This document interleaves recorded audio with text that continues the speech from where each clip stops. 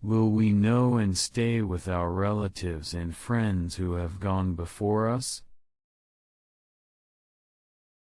Just as we seek comfortable relationships on earth, the same is true in the spiritual world.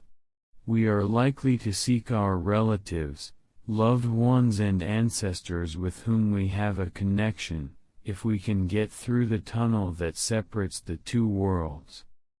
However, if there is a great difference in spiritual development, of heart and love, a person who is less developed or evil, and therefore with a lower vibration, will not be able to enter the higher realms of God, where those who are more developed are advanced.